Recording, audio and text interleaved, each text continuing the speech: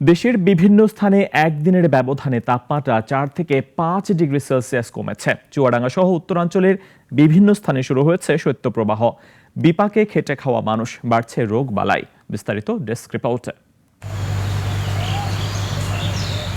চুয়াডাঙ্গায় একদিনের ব্যবধানে তাপমাত্রা ৫ ডিগ্রি কমে নেমেছে ৯ ডিগ্রির ঘরে।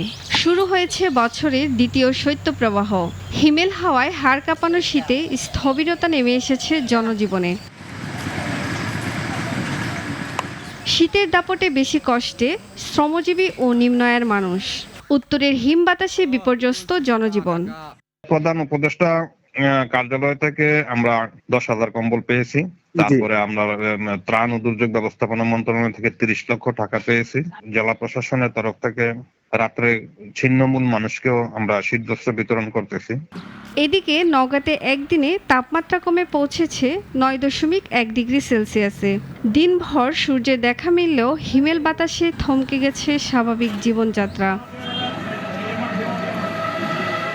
চুয়াডাঙ্গার মতো দিনাজপুরেও তাপমাত্রা কমেছে প্রায় ৫ ডিগ্রি সেলসিয়াস। সকালের সর্বনিম্ন তাপমাত্রা রেকর্ড করা হয়েছে 10.৩ ডিগ্রি সেলসিয়াস। প্রচুর ঠান্ডা, আর এত ঠান্ডা, কুয়াশাটা যে এত বেশি একদম মানে বৃষ্টির মতো ঝরঝর করে পড়তেছে। ঠান্ডার প্রভাবে দেখা যাচ্ছে যে বাচ্চাদের নিউমোনিয়া হচ্ছে, বিভিন্ন ধরনের ঠান্ডাজনিত রোগ হচ্ছে। ঠান্ডা অনেক বেশি, ঘর থেকে বাইরে হওয়া যায় না। এদের যে ঠান্ডা ২-৩ বছর ধরে এতবারই ঠান্ডা হয় না, কঠিন ঠান্ডা।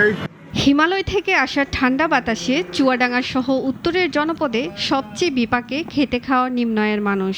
প্রয়োজন সহায়তা ও উদ্যোগ। সুলতানা মরিয়ম, নাগরিক।